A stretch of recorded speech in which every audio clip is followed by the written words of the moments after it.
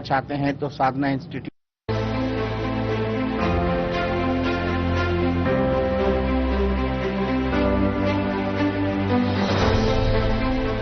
सच्ची सहेली महिलाओं के लिए सबसे भरोसेमंद औषधि एवं टॉनिक।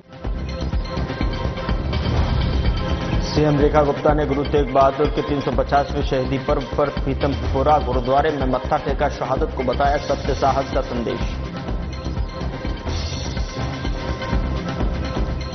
शीतकालीन सत्र में पीएम मोदी बोले, बिहार चुनाव में लोकतंत्र की ताकत दिखी, विपक्ष नकारात्मकता छोड़कर सकारात्मक बहस करे।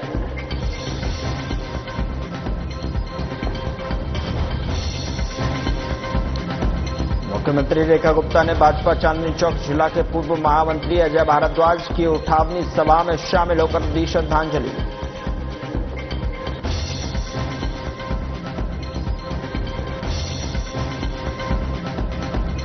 राज्यसभा में पीएम मोदी बोले, नए सभापति सदन की गरिमा बढ़ाएंगे, साधारण किसान परिवार से उठकर समाज सेवा को समर्पित जीवन प्रेरणा है।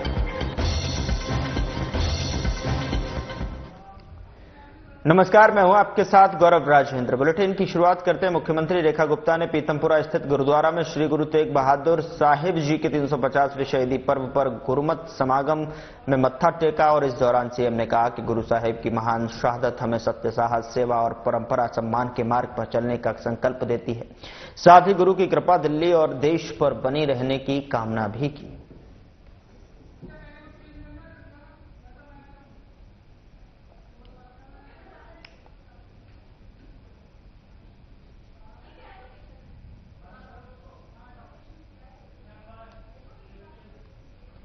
संसद के शीतकालीन सत्र की शुरुआत में प्रधानमंत्री नरेंद्र मोदी ने संबोधन दिया और उन्होंने बिहार चुनाव में बड़ी मतदान भागीदारी को लोकतंत्र की ताकत बताते हुए माताओं और बहनों की भागीदारी को नई आशा और विश्वास का संकेत बताया।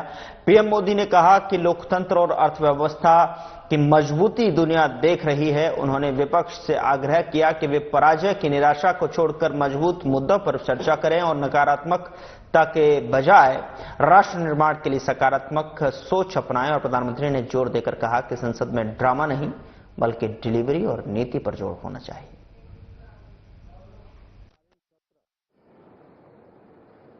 ये सिर्फ कोई रिचुअल नहीं है, राष्ट्र को प्रगति की ओर तेज गति से ले जाने के जो प्रयास चल रहे हैं उसमें ऊर्जा भरने का काम ये शीतकालीन सत्र भी करेगा, ऐसा मेरा पूरा विश्वास है। भारत ने लोकतंत्र को जिया है, लोकतंत्र के उमंग और उत्साह को समय समय पर ऐसे प्रकट किया है कि लोकतंत्र के प्रति विश्वास और मजबूत होता रहता है। गत दिनों बिहार में जो चुनाव हुए उसमें भी मतदान के जो विक्रम हुआ है वो लोकतंत्र की सबसे बड़ी ताकत है। माताओं बहनों की जो भागीदारी बढ़ रही है ये अपने आप में एक नई आशा, नया विश्वास पैदा करती है।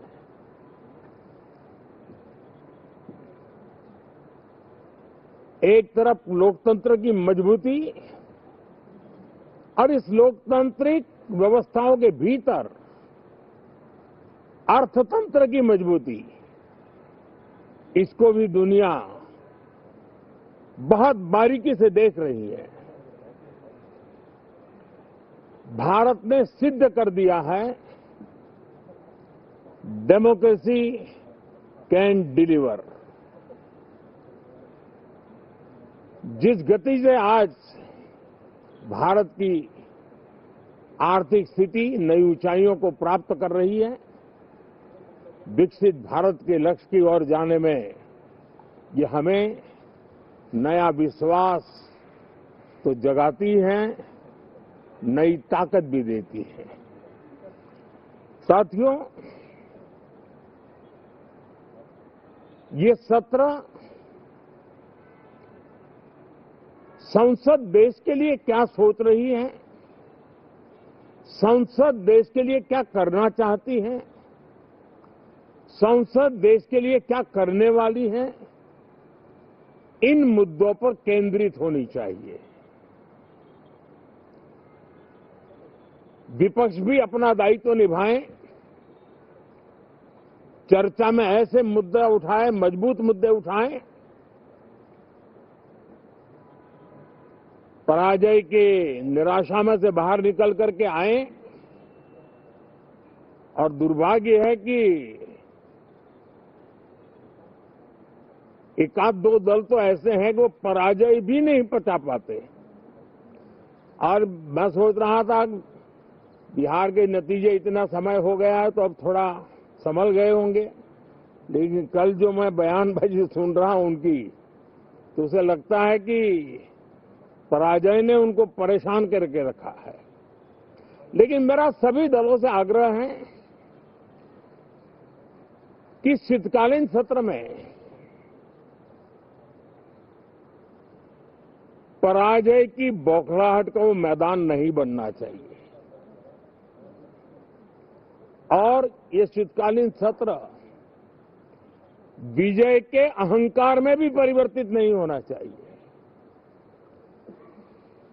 बहुत ही संतुलित तरीके से जिम्मेवारी के साथ जनप्रतिनिधि के रूप में देश की जनता का हमसे जो हमें दायित्व दिया है और हमसे जो अपेक्षाएं हैं उसको संभालते हुए हम आगे के लिए सोचें,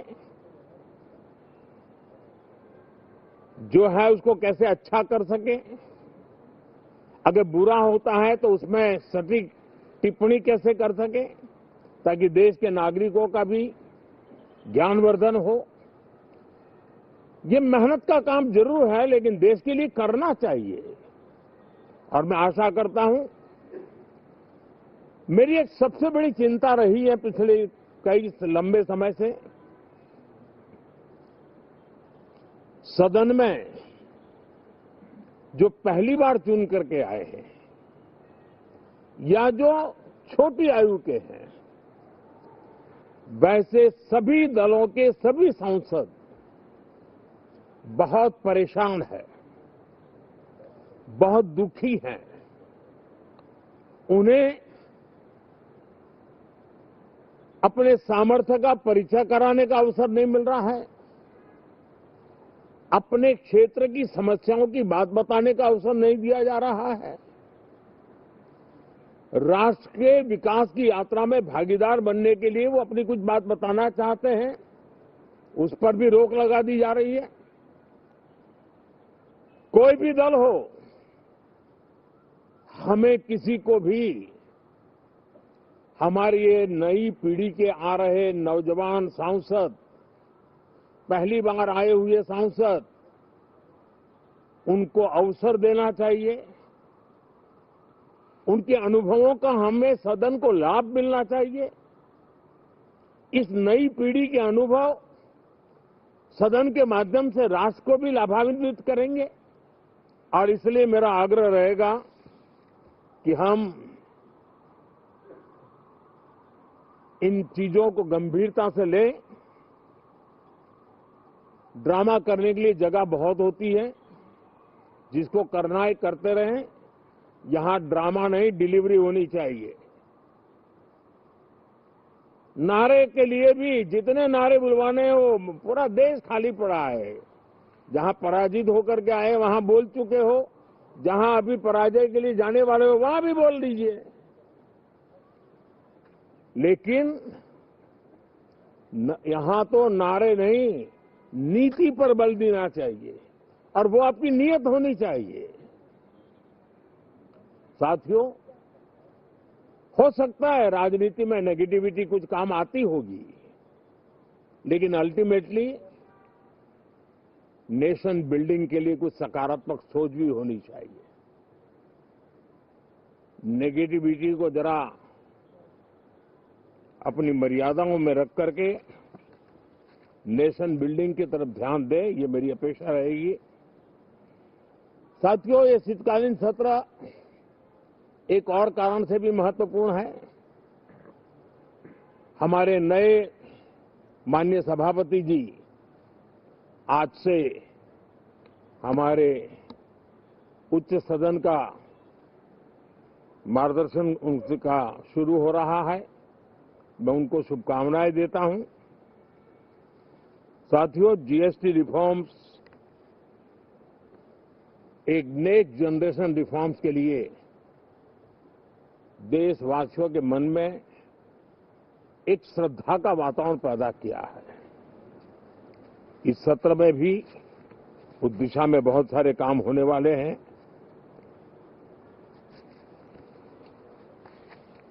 हमारे देश का एक हमारे मीडिया के मित्र कभी अगर एनालिसिस करेंगे तो उनको ध्यान में आएगा कि पिछले कुछ समय से हमारे सदन को या तो चुनावी का वार्मिंग अप के लिए उपयोग किया जा रहा है या तो पराजय की बौखलाहट करने को निकालने के लिए उपयोग किया जा रहा है। अब मैंने देखा है कुछ प्रदेश ऐसे हैं कि सत्ता में रहने के बाद इतनी एंटी इनकम्बेंसी है कि वो वहां जनता में जा नहीं पा रहे हैं, वहां लोगों के बीच जाकर के अपनी बात बता नहीं पा रहे हैं और इसलिए सारा गुस्सा या सदन में आकर के निकालते हैं और सदन को अपने उस राज्य की राजनीति के लिए इस्तेमाल करने की नई परंपरा को कुछ दलों ने जन्म दिया है। अब उन्होंने एक बार चिंतन करना चाहिए कि पिछले 10 साल से ये जो खेल खेल रहे हैं, देश स्वीकार नहीं कर रही है इन पद्धतियों को, तो अब थोड़ा बदलें, अपनी रणनीति बदले। मैं टिप्स देने के लिए तैयार हूं उनको कैसे परफॉर्म करना चाहिए, लेकिन कम से कम सांसदों के हकों पर तराप मत लगाइए, सांसदों को अभिव्यक्ति का अवसर दीजिए, अपनी निराशा और अपने पराजय में सांसदों को बलि मत बनाइए। मैं आशा करता हूं कि इन जिम्मेवारियों के साथ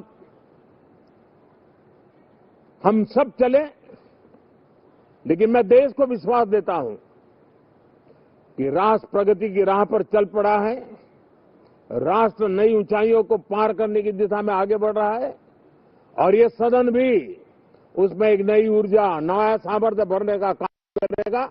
इसी विश्वास के साथ बहुत बहुत धन्यवाद। उधर दिल्ली की मुख्यमंत्री रेखा गुप्ता ने एक्स पर जानकारी दी कि उन्होंने भाजपा चांदनी चौक जिला के पूर्व महामंत्री श्री अजय भारद्वाज की उठावनी सभा में सम्मिलित होकर श्रद्धापूर्वक नमन किया और मुख्यमंत्री ने दिवंगत आत्मा की शांति की कामना करते हुए कहा कि ईश्वर दिवंगत आत्मा को अपने श्री चरणों में स्थान दें और परिवारजनों को इस कठिन समय में धैर्य और शक्ति प्रदान करें।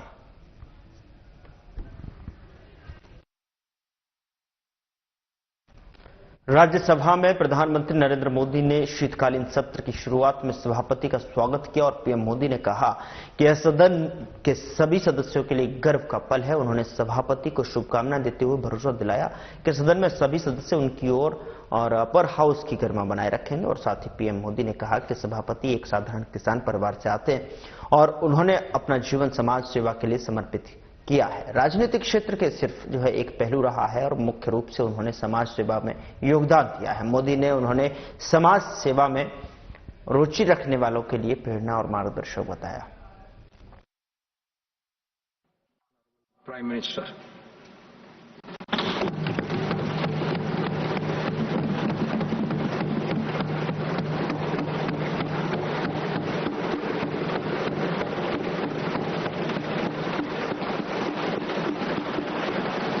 आदरणीय सभापति,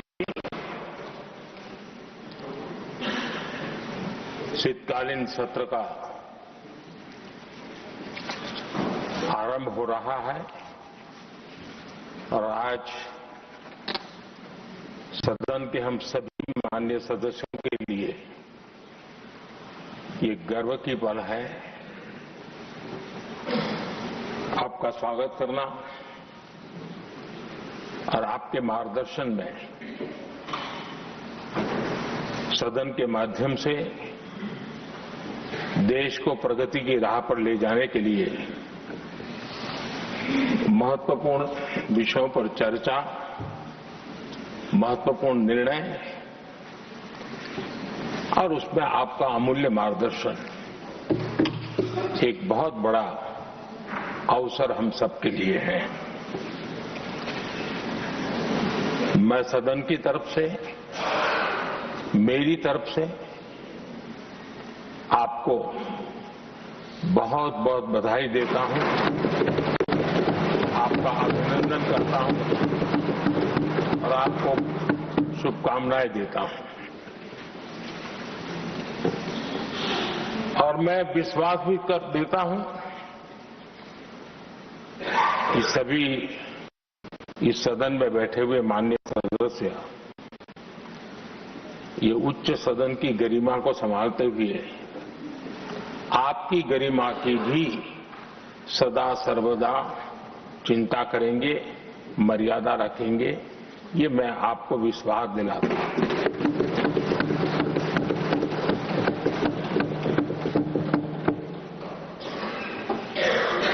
हमारे सभापति जी